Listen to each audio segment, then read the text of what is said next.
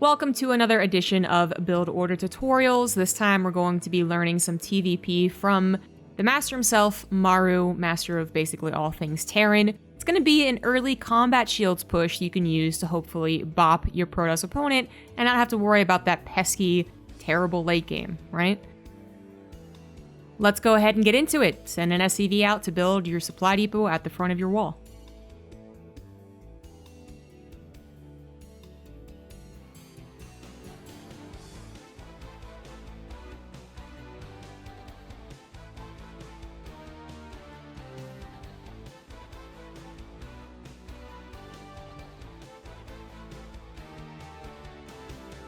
Barracks.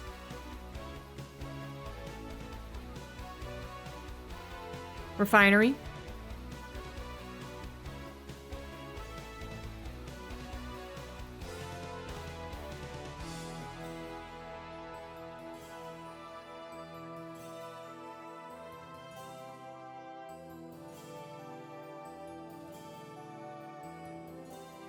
Fill up your gas.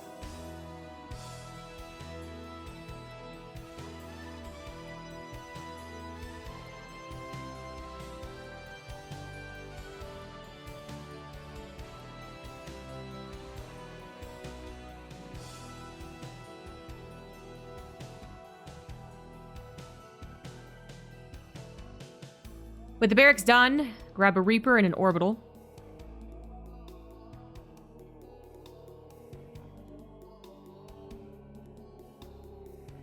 Build your natural CC.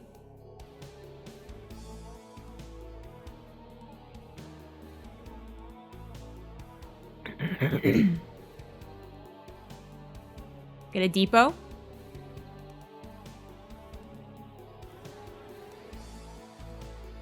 Marine.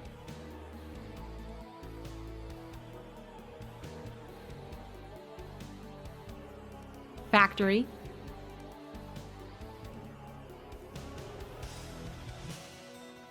Refinery.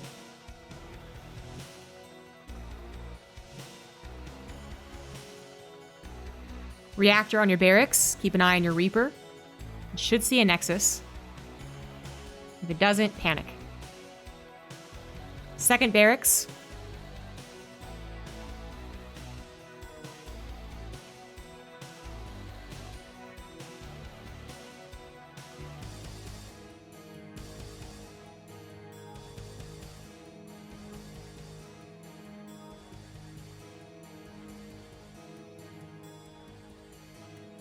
Put a tech lab on the factory. With your natural finished, build an orbital. Continuously pump out Marines from the barracks.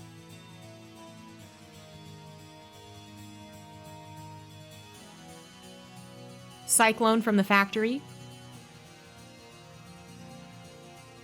Tech lab on the finished barracks.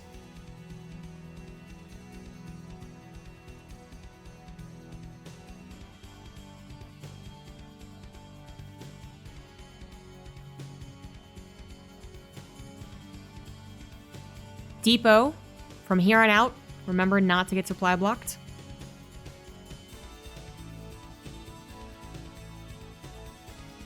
Start combat shields.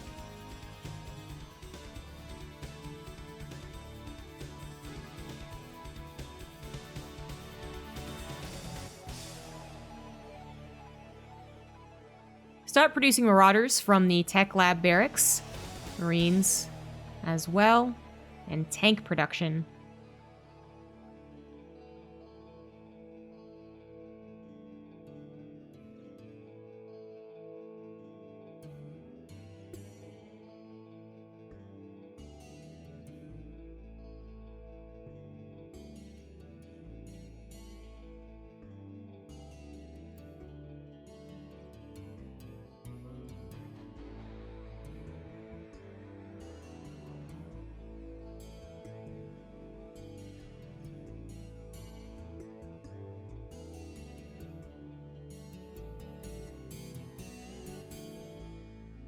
Just continue macroing. You're waiting for the combat shields to finish here.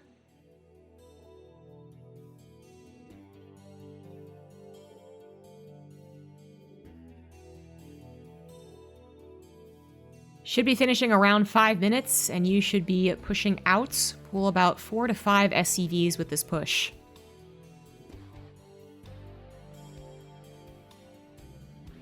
Start Marauder slow while you move across the map.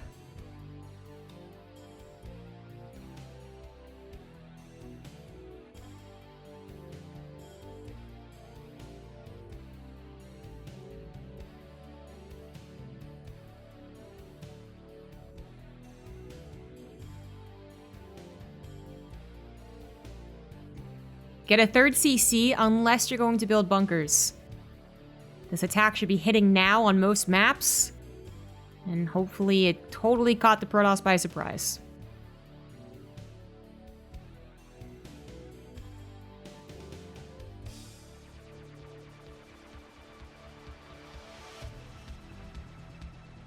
As the attack dwindles, focus back at home, grab STIM, 2 engineering bays, and both your gases in the natural. Swap off the factory from that tech lab, and build a third barracks on the now vacant tech lab. Build a starport, perhaps a bunker, if you know they have an army, just like Maru here, and continue macroing. Now on to the build discussion. The strength of this build, it's an adaptable starter build, and by that I mean the actual build that you do to start things off, that is the Barracks Factory Barracks, a 2-1-1, if you will, though not the version you would hear talked about in TVZ, is actually a very popular build. It is going to be something that you can learn a macro build from, as well as some, cheesy pushes just like this. Sometimes you get easy victories. That's the way of things when you do a bit of a, well, I don't want to say an all-in, but an aggressive push, shall we say. It can be hard to scout, because it can just look like you are playing defensive with that opener that I was just talking about. It can go into macro. And they're not really going to be able to know what it is unless perhaps scouting the natural gases, but that's unlikely, or actually just seeing combat shields finish, first and foremost, which by that time you're already pushing out. So it can be a bit tricky for the Protoss. The weaknesses of the build. Good Protosses will buy a lot of time. You saw Trap buying a lot of time. He actually managed to take out a tank, which definitely helped. But the longer they can buy time, the more likely they'll have another round of Zealots or Stalkers, or an Immortal, for instance. And your push will do worse and worse. It can be a difficult build to macro out of, not just because you dedicated a couple SCVs, you're, again, kind of throwing away your army in the hopes of doing enough damage to make it worth it, but because of the mechanics alone. You guys are probably not Innovation or Maru listening to this build order tutorial, and you're not going to be able to get all the macro mechanics, I should say, behind that push. I mean, Maru even kind of slipped up a little bit, having to place everything he wanted down at once, right? So you can imagine how worse we plebs would do with a build like this. So it does make it a little more all-in the worse you are at macro. So just keep that in mind, and if anything, take this build and just use it as a, okay, I hope my army did something, back to macro. And don't even worry about trying to make everything do the most damage possible, like a Maru would. This build can be slapped down if opponent isn't macroing, so if you're not doing any scouting, you don't see that they don't have a third Nexus, and they're actually doing like a 2-base all-in, or actually in the middle of the map, just waiting for you. It can be a little tough, but even if they're going Colossus, this should do okay. Even if they're going for what Trap usually does, the Twilight Council, Forge, Mass Gateway stuff, it hits so early, it can be difficult to hold, but I know that there's a couple of builds out there that are going to make you be like, why this doesn't work? Well, if you're up against a charge all-in, that's on you to scout, right?